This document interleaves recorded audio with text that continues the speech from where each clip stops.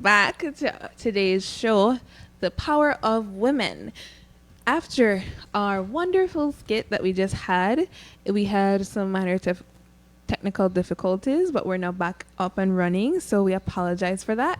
And we look forward to our next part of our show. So the skit we just had was about the limitless possibilities for women. And so we invite you to drop a heart in our comments, a purple heart if you can. And if you believe in the limitless possibilities for women. So today, we had those women being displayed. We told their stories to share with you so you can be inspired by those women. And while we were waiting just now for us to restart, they shared with me one woman that is inspiring. She's a Christian entrepreneur named Rayla, and she was featured on as a Superwoman of the Day on Girl Power Belize. So you can go check out Girl Power Belize to learn about more women that are inspiring, and especially Rayla, as she is the CEO of Lively Social Media, and she uses her platform not only to grow her business, but to spread the word of God. So now I'll turn it over to Miss Avila, and she will introduce our next segment. And we apologize for our technical difficulties, but we're back on live. And we had even more technical difficulties earlier, was trying to find those wonderful comments. So before we move on, I just want to read one from Kenisha Mosiah Crawford, which says that her mom, Miss Paulette Mosiah, is her inspiration.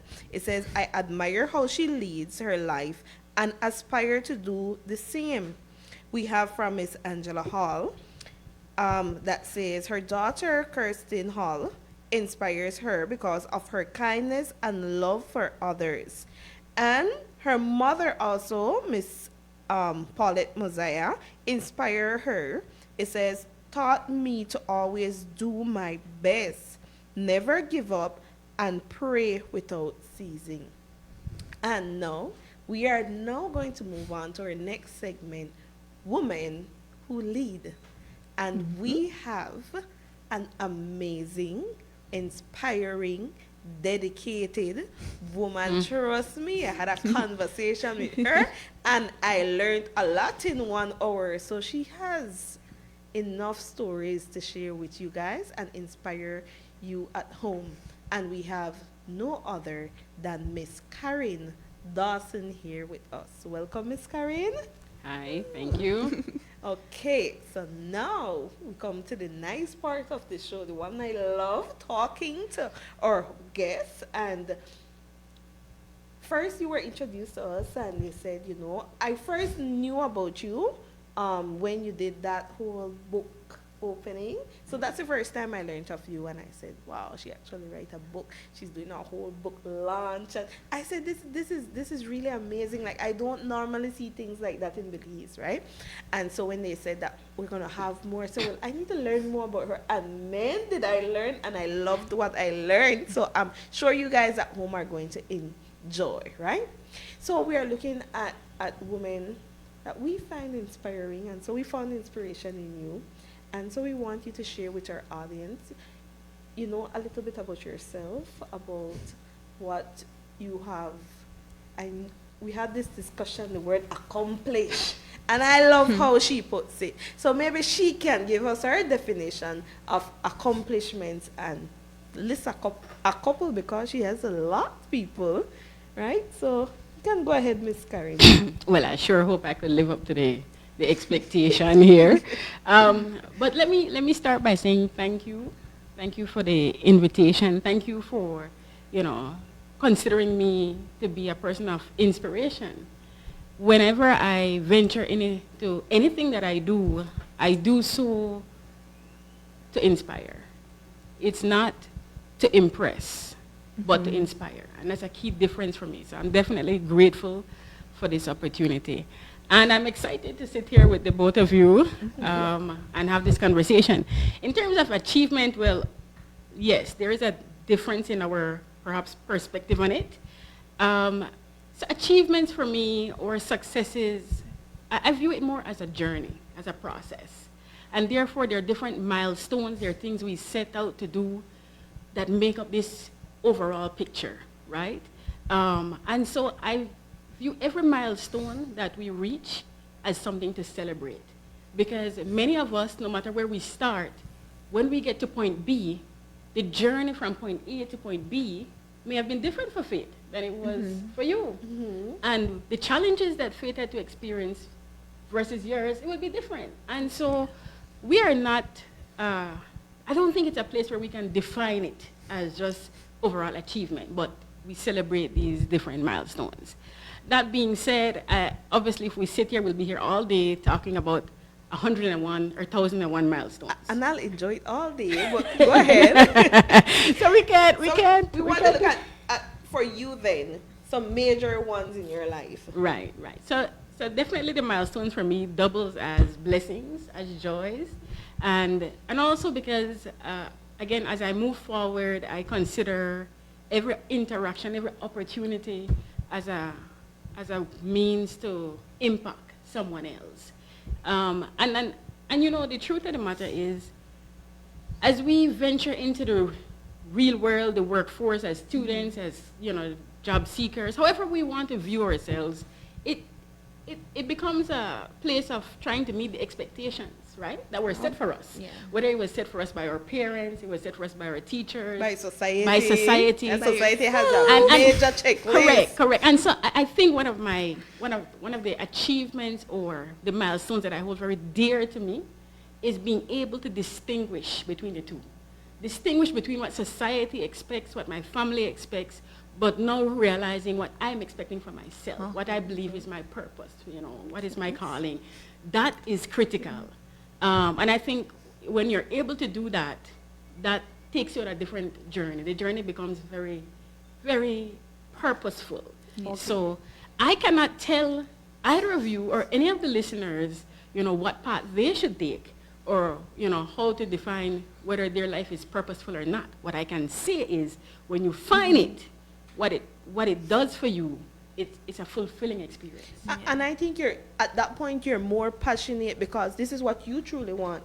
When you are trying to fulfill society's checklist, it's frustrating because you cannot relate to you. It's not something that you want personally. Right? So when you make your journey more purposeful, as you mentioned it so beautifully, I feel like we can then relate to it. And it then becomes not, and I'm not saying you won't have challenges, but it won't become that strenuous because you want this, you want it for yourself.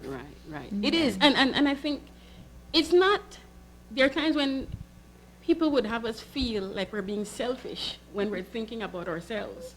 But if we're not at peace with the path we're taking, and if we're not at peace with the decisions that we're making, then we might not even make it across the finish line that they've set for us. Yeah. Right? Let's look at it from the standpoint of students. We have the conversations about students who might not be passing, and what is really the pressure there? The pressure is somebody said to them you have to pass. Yeah. But the truth is, it may take you double the time to get there. And you know, my son said something to me that, for once, I have to shut up. For once, and they pay me to talk, so you know that's difficult, right? Yeah. But he said, "Mom, I passed. I just didn't pass how you expected me to pass, right?" And I was like, "Okay, I must be quiet." But indeed, you know, this is what I have to give, and this is my all. Then you're pressuring me, but this is my all. Right. You know, right. I might be somewhere else, but it's not. No, this is what I'm giving. Yeah. But you know, as a mother, they tell that even so, as a mother, you have a checklist. Your child will have manners, your child will have AIDS. You have a checklist, so I'm here trying to figure it out. Because when he was born, they gave me a paper with his name. They forget the handbook, the manual, right? Yes, so, you know, you're trying to figure out and you want to do a great job at it. So I can definitely relate with that checklist. Yes. So I definitely feel like, you know, that first success achievement for me is very personal. right? It's not a box that I can check for society. It's not a box that I can check for my family. It's not a box that I can check for anybody else but for myself. Knowing what my purpose is. Of course, the question then becomes, right? Well, how do you know what your purpose is? And how do we find that? And how do we write? And so that in itself presents a different journey. So coming to the realization is one thing. And then achieving it, or, you know, making that journey across the line to where you need to go, that's a different process. Now that takes me now to my second, what I would say, achievement, because, you know, being a human is one thing, and again, the role as a parent, and you realize that it's a cycle, right? Our parents did such a great job of raising us and preparing us, but not every approach is applicable in every era, right? And you have to be able to acknowledge that. And so that for me now is also something else that I had to come to terms with, and as a parent be able to, listen, I'll dare we the rail, I'll dare we the school, I'll dare we, and it's not with, give me some roll eyes and right, and then of course when you have the village that's leading, right? Oh yeah. So you have to really get to a place where you're able to take a moment and just say, you know what, breathe, it's okay. It's okay. It's gonna be okay. The objective is not perfecting the role. The objective is impacting others along the way. In this case, if you're a parent, it's impacting your child. If you're an aunt or an uncle, it's impacting your niece or a nephew. If you're a teacher, and so it goes. And then it brought us now to this next place. Throughout this journey, as I continued on, I had a desire, I realized, to solve issues. If I didn't like the way you treated somebody in terms of service, I can't live with it. I just can't sit and just be okay with it. And so when you go home to sleep and lay your head in the rest, you want to know why you can't sleep. Right. You're thinking about I'm thinking about it. And I quickly realized that in order for me to make the change that I wanted to see, I had to really be willing to step out there and do it. It started off first with trying to find the right job. Trying to find a job where, okay, if I want the customer service in that company to change, I'm going to go into their customer service and apply for a job. But then you realize that if the manager or owner doesn't share your vision, it don't matter if they accept you in there, right? It's not going to happen. Yeah. And then I realized, well, guess what? I might as well just go on my own. I have to start. This is where it is. But aside from the desire to serve and to make things better, I was a problem solver, a solution-minded person. I also had a desire to serve, right? To serve. But we all grew up in an era where service or ministry is defined in maybe music ministry, choir ministry, pulpit ministry. And I didn't see when I looked through the blinds or when I went on social media, I didn't find that role model there for me to show me how to incorporate ministry or that ministry-like approach in business. And I just didn't find it. But I still had that desire. I still had that desire to go out there and do that. And I'll tell you, the journey to solving that was not easy, because nothing is a straight path, right? Nothing is.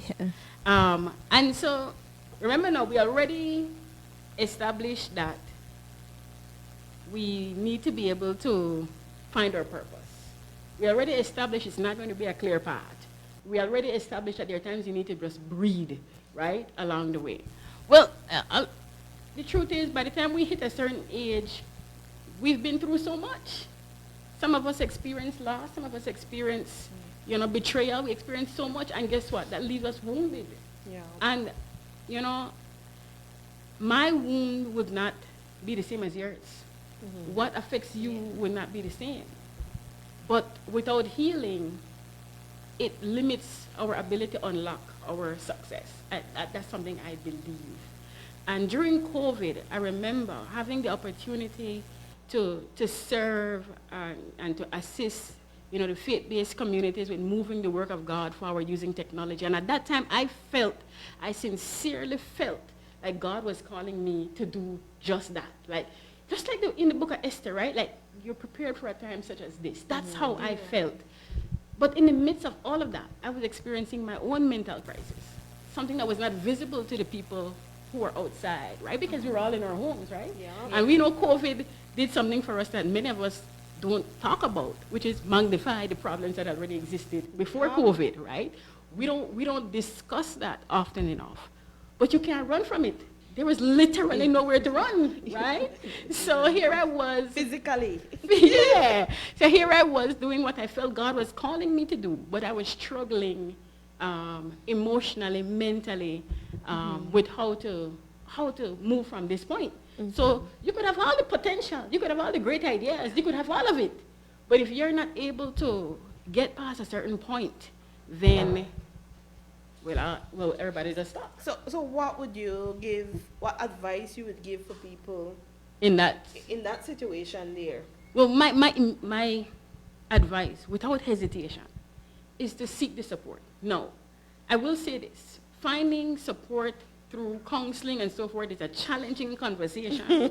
We know that confidentiality becomes a very heavy topic, but I can safely say that I found that support with Rafa Hope Center, which is obviously one of the, if not the only faith-based healthcare, or not healthcare, but mental. We had them on the show. Right, right. See, and they played an instrumental role for me in the healing process.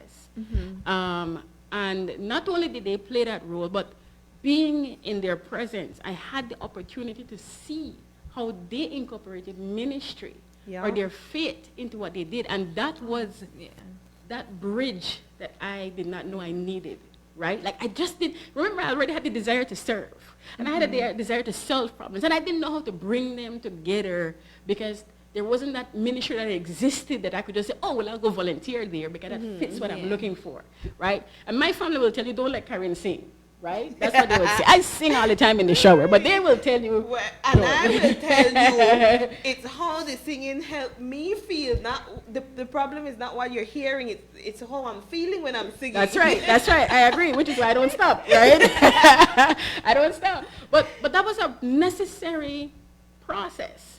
And so I will say to anybody, seek the support. Now, there's a lot of pushback that we could get from that, right? People will say, well, I can't afford it. People will say, well, I don't want to be seen.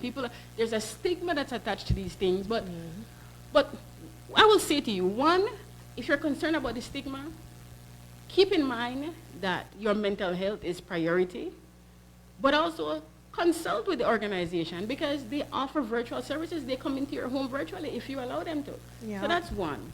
Two, if finances is an issue, then this is where at times we still need to reach out because we don't know what opportunities might be out there for us. Who knows? Maybe, just maybe, the organization might be aware of somebody, or at least once they know, and somebody says, hey, how can we be of help? They might say, oh, well, you know what, maybe. And then there might be other organizations who you might just be able to share information with, and they might help. But it's you have to find a way. You have to put yourself out there, basically. It's true. You have to take and you have to recognize that there's a problem and know that I'm not just going to know there's a problem, I'm going to do something about the problem. And there are many of us who don't think there's a problem. And I would say, for as long as you feel like there are some things that you don't have answers for, you want to have a conversation, you don't need to define the problem before you go have a conversation. Maybe that conversation, treat it like a discovery conversation. Like you're discovering what maybe the problem is you have to find the problem. Yeah, all of that. So acknowledging that there is, I don't know what it is, but I'm going to go on this journey to find the problem. But the ultimate goal or the ultimate key is to make moves, not excuses. And it might sound harsh. Yeah. It might sound harsh, but ultimately that's what we need to do. And again, that could be as simple as a conversation. But that organization played a significant role for me. Healing, of course, the healing is a journey and it's a process. So you won't get it done overnight. But they did something for me that up to that point, I did not have, and that I needed to unlock the next layer or the next level of where God wanted to take me, right? And that was something that was, it's not something that my daughter would have conversations about, but it was important for my relationship with my daughter, for us to build on that, right? So that was important. And what that did for me is that when COVID was starting to subside, and we were going back to in-person, and the faith-based community did not need my support as much, it really, when I had that moment to reflect, and I realized, you know what? They might not need my support anymore, but chances are other people might need my support. And that that brought curiosity for me. And it was that curiosity that then led me now to go and explore my opportunities online, to explore and see what's out there, because I knew that the full-time work was not, I did not feel like that was for me because of the vision. So you went through having that 8 to 5 job. Yes, I did. Well, technically, sometimes we work 13 hours a day when we used to work at Fulton Data Pro back in the days. We had these long shifts. Sometimes we worked graveyard shifts. That was my favorite. But not me. I clock out after 10 shut down. Yeah. I'll be fired. As they say, to each his own, right? But I did have that experience. Just having a job and you just didn't feel like, Right. Well, you were excelling at these places. I was. Doing your job, and I was. Right. And we have to, not to cut you across, but we have to differentiate about doing the job well and is it fulfilling, because you can have a job and you can execute it flawlessly, but doesn't mean you're happy and you're doing what you want. Correct. And at that time when I was working with these organizations or these companies, I was not paying attention to my purpose or to what value I have to offer. I was just it was all about the money. I'll tell you, it was all about the money back then, and that in itself is not a crime, but that will not solve or give you the most fulfilling feeling unless money is your purpose, right? Which I can't say for anybody what it is. But I went through that journey. I lost my job, and it's a blessing in disguise. It was during that time that I had the opportunity to go back and fellowship in the church community, because again, when we move away from fellowshipping, we underestimate what it brings, right? We underestimate what that brings for us. But it's like peeling an onion, right? You move a layer, and then suddenly you move another layer.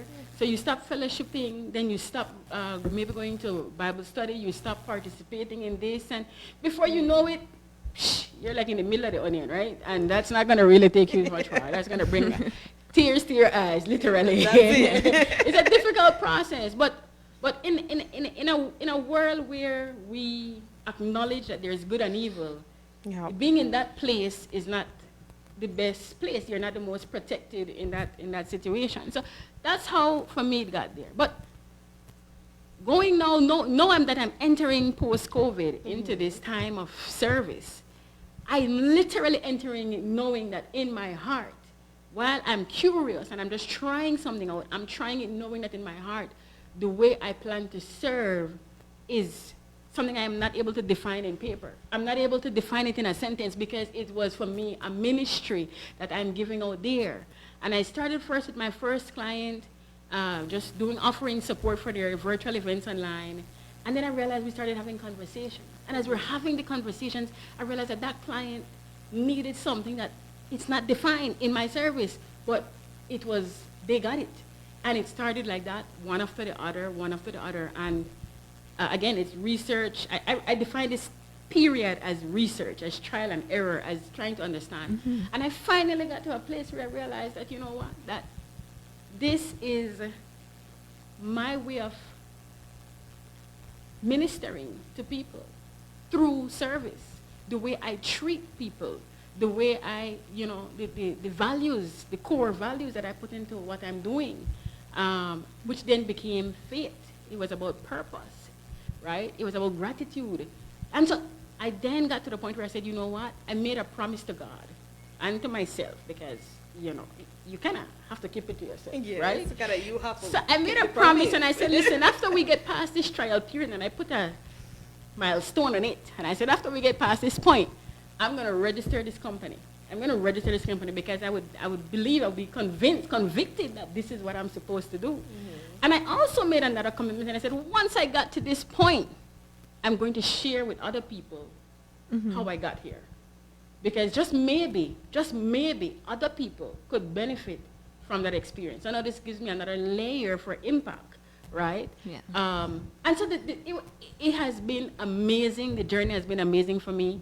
But I will say that I underestimated before.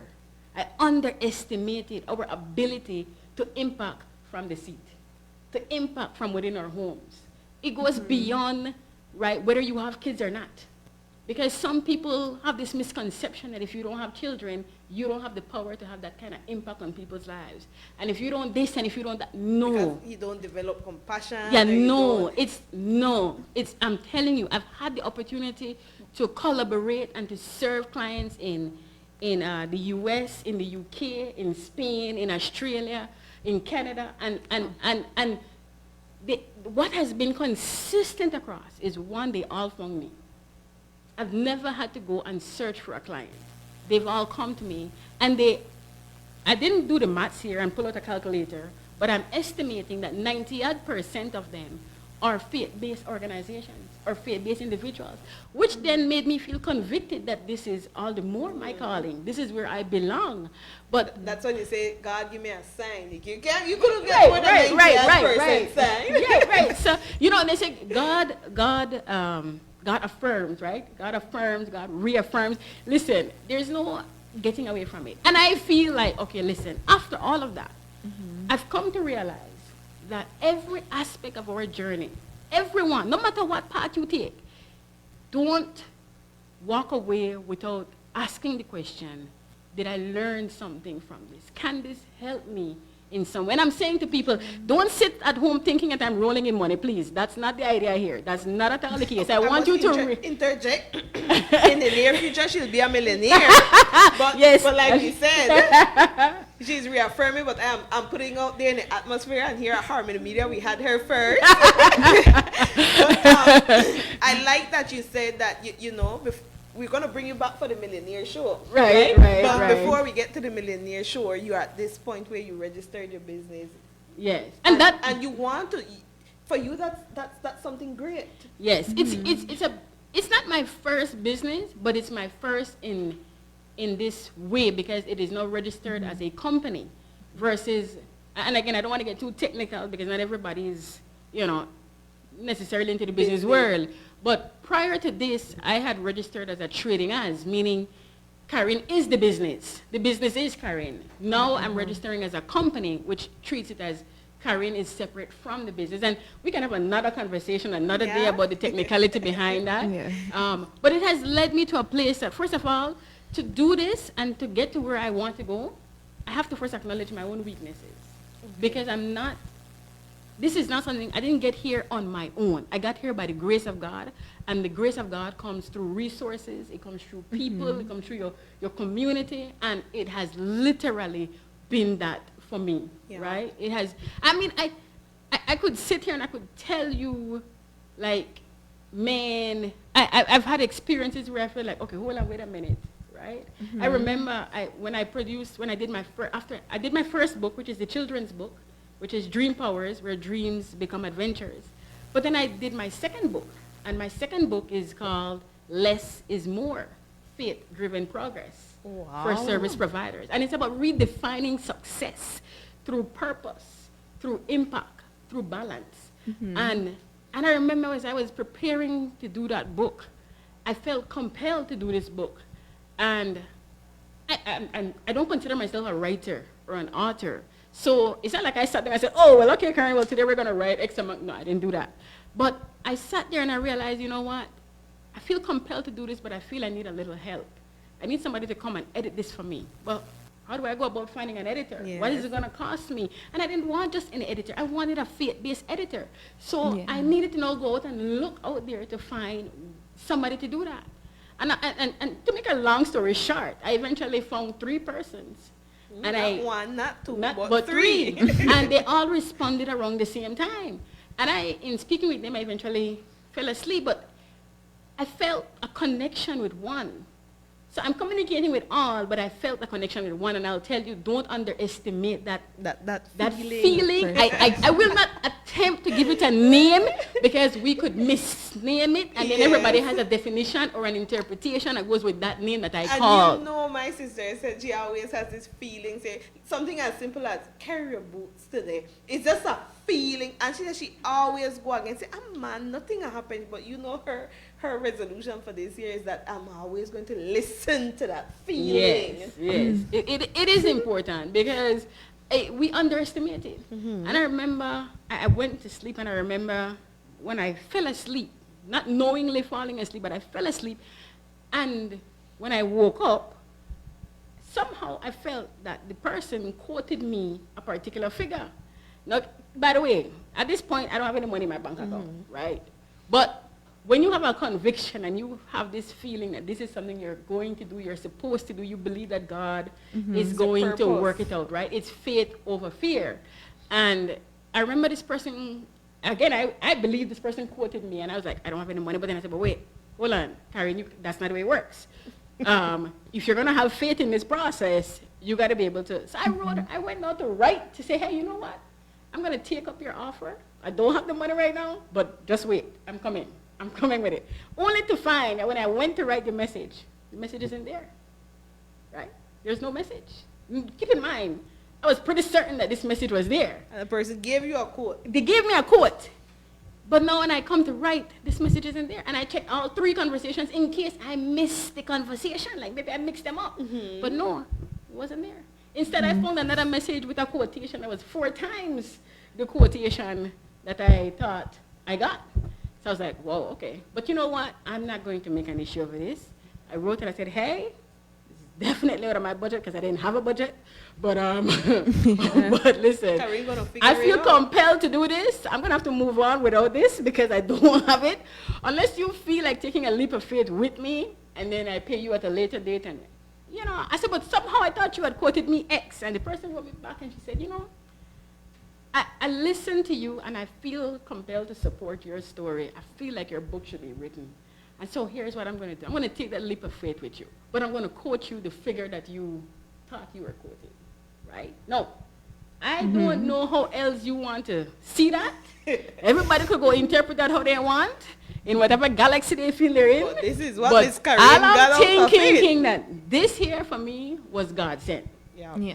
And in less than an hour after that conversation took place, I had another person who reached out to me.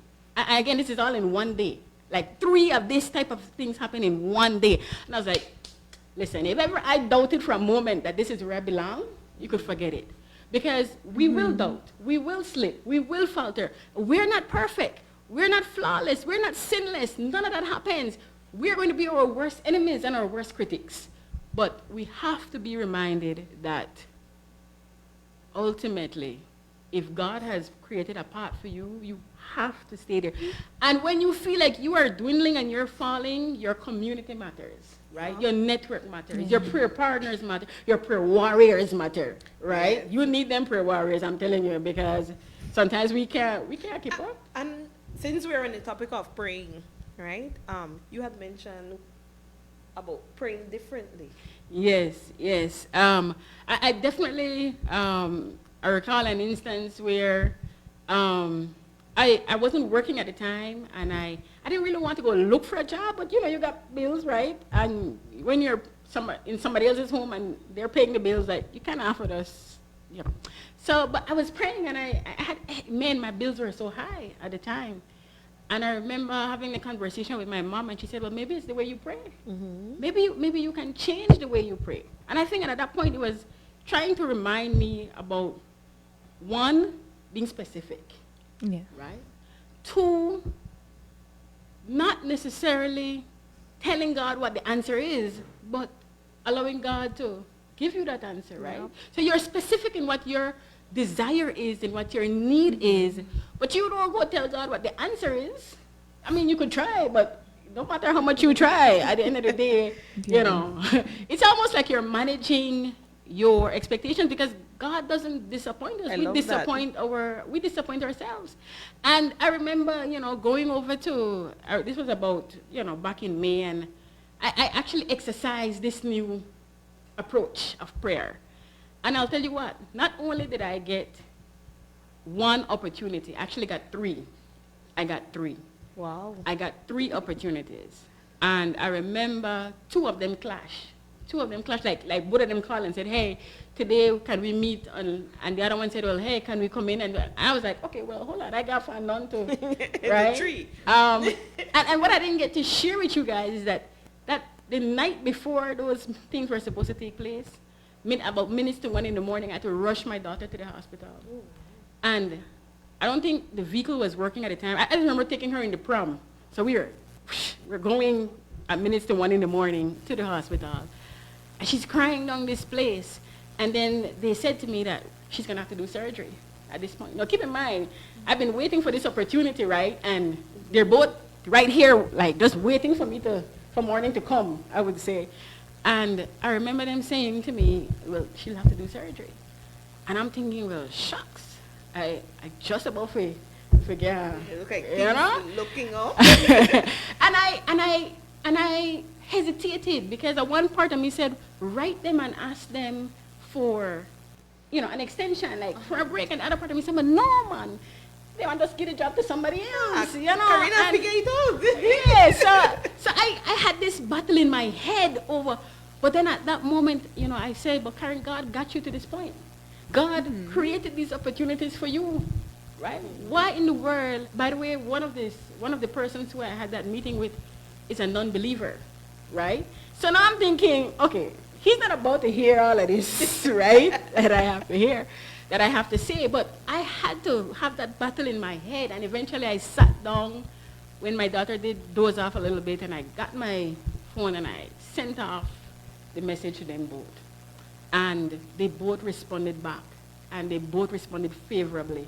And I was like, no, look at that. So Yeah. even the one who does not believe or support or whatever, and that just opened up a whole new world. But I had to put aside my fear for a moment, because many times we get caught up with the blessings and we overlook where the blessing came from. And I think in that moment, I had to remember that God was the one who blessed me with these opportunities. Yeah. And if they're not to be, then I have to trust that God is going to bless me again with something. I didn't know he was going to turn up, but it worked out. It worked out for me, and that was just the trend. And not to cut you guys, but that is what we feel like when we get what we ask for. It comes without obstacles. We feel like it comes on smooth sailing because we prayed for this, we get it, and everything will go great, right? But we are looking at inspiring women, and we want to share that message that you're gonna get what you want, but it's not going to be a smooth ride. You're still going to have, and you spoke just now about having fears. It might not be an obstacle from outside, it might be an obstacle from inside, because you still have fear. As human, we still have fears, despite having, I believe you shared a strong faith. You can have a strong faith, And you still have fears. Right. So maybe we can share with them, because we're soon running out of time. and I know the viewers are enjoying this, but we can't take up all the internet time. But we want you to leave them off with at least two things. Overcoming obstacles. And I like how you put it, with having fears, and yes, you have registered your business. It doesn't mean smooth sailing after this, right? And you're not a millionaire yet. Right? The tax office is waiting for me. Yes. And what advice would you give to women out there, young, old, and in between? Well, first of all, it doesn't matter how old you are, where you're at, you can still make a difference. And I can safely say that. I don't think I need to say my age, right? Me either. All right. So it doesn't matter where you are, you can still make a difference. That's one. And I know you said two, but I can't, it's kind of rough to stay at two. So I'm going to also just chime in here and say that. And if you're in a struggle for a career, for opportunities, understand that with technology, it's not limited to what the employers have to offer you here in the country. You can explore outside, right? 3, not all jobs have been created as yet. So if you don't see something that you qualify for, something that you want to apply for, it's okay to create a post. We might have to have a different conversation, because what I do did not exist. Not in any place that I could go apply for. It didn't. In fact, if you want to keep it in a general category, and I started in a general category, a freelancer, they don't even recognize that in Belize. They might treat you as unemployed, right, in our country. So don't let that phase you, okay? Don't do that.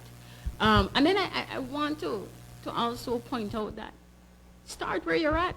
Literally start with what you have. I've shared with the ladies the other day that even my book that I wrote, that first children's book, is from my dream. Now, if you're like me, I dream nearly every night. I feel like I'm traveling. I got jet lag, right? Come the next day, I could barely function to do whatever. And that led me to researching, like, what can I do with this, right? And that's when I found out that, hey, you could you could put it in a book. And so that's how that started for me. And when you write for yourself first. Don't write for everybody else and for whatever, because you'll never finish. Write for yourself first, then after that you will figure out the rest, right? So I will say that. And remember that success is a process, right? It's not something that's overnight. It's not to be compared, because your success and somebody else's success will never be the same. At the end of the day, what it took you to climb over that mountain, it might not have been the same, because they might have been a hiker. So it's not going to be the same process. Stop. She probably needed to point that way, because not here either.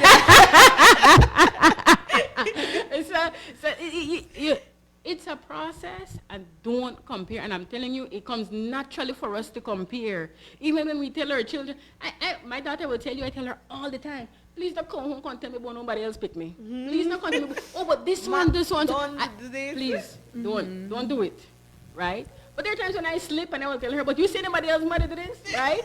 And my daughter, being the person that she is, was like, oh, so now you could compare. So listen, we got to be able to just stop ourselves, right? We're not flawless. I'm not perfect. I'm not sinless. I'm not even suggesting to you that where I'm at right now, I've had it all figured out.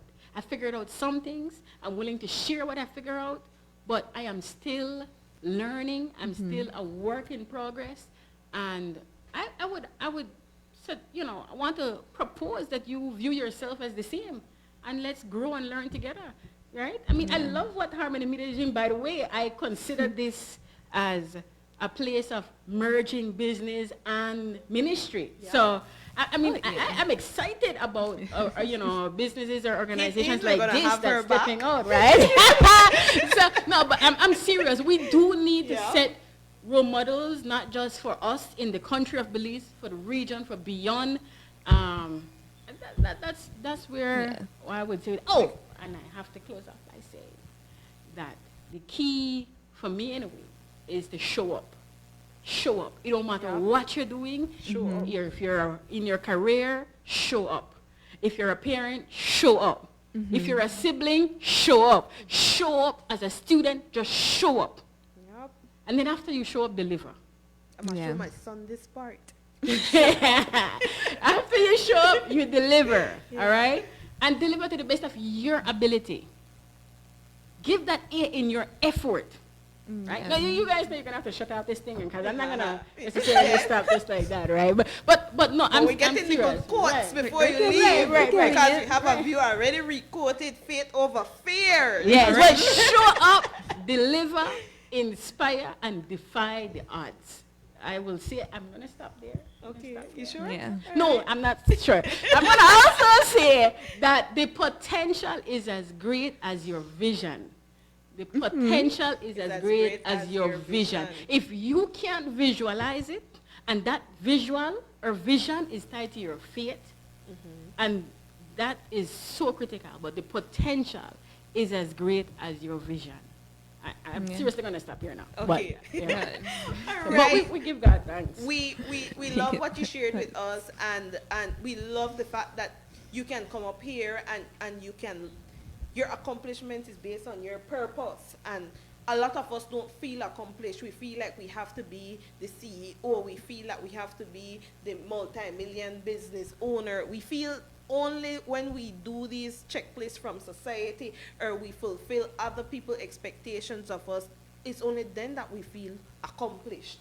It's only then that we feel fulfilled. And we love that you're here sharing with us that wonderful benchmark that you're at your life, celebrating and inspiring others. It's time for us to celebrate every single milestone in our lives.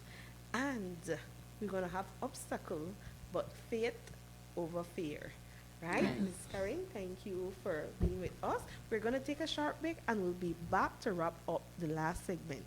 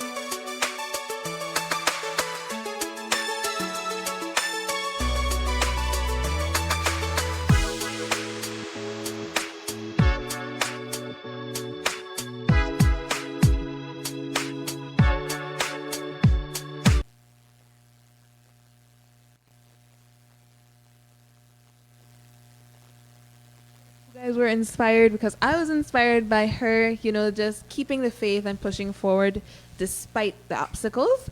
So remember, faith over fear, as she mentioned. So we're just very thankful for her being able to share with us today and for us to learn about a business that is growing based on faith. So now it's time for you to share your story. Okay, guys. So remember to tell us your story, and you can share it in the comment. Maybe we are not going to be able to say it on the show today, but that very special woman or woman in your life will be able to read your comment, right? We want to remind you guys, we had mentioned it before, we have the Youth for Christ ministry, and it is a ministry where we assist youths in finding their faith. And we have a lot of activities. We meet once a month. Our next meeting is on the 29th. 29th of March at Ebenezer Methodist Church. So please, you can reach out to us here at Harmony Media Networks. If you're interested in having your child between the ages of 11 to 17. and they can join us. If they're older than 17 and they want to be a leader and help inspire youths, they can join us again. And remember, women who inspire you, we are looking at the strength of women. We looked at the women from the Bible. We looked at women in Belize, and we had our very And own our region. soon-to-be millionaire, Miss Karryn Dawson, sharing with us. And I know we walk away learning one thing: faith over fear. Definitely of all the wonderful things that she shared with us today. So we are glad to have you. And this month we celebrate the strength and resilience and impact of women, but our work doesn't stop here. Yes. So continue to uplift and support the women in your life. Remember, we are stronger together. Okay, and we will now close off with a short prayer. Okay. And we'll have Faith praying for us. So, please join me in an act of reverence as we pray. Lord, we thank you for the incredible women who have shared their stories today. We thank you for every mother, sister, daughter, and leader who continues to shine as a light in this world. May you strengthen every woman watching, remind them that they are loved, and equip them for every challenge they may face. Help us to walk boldly in our purpose, knowing that through you, we can do everything. Keep us covered, connected, and inspired until we meet again. In Jesus' name, amen. Amen. And before you leave, drop a heart in the comment for a woman who inspires you. And until next time, Stay blessed.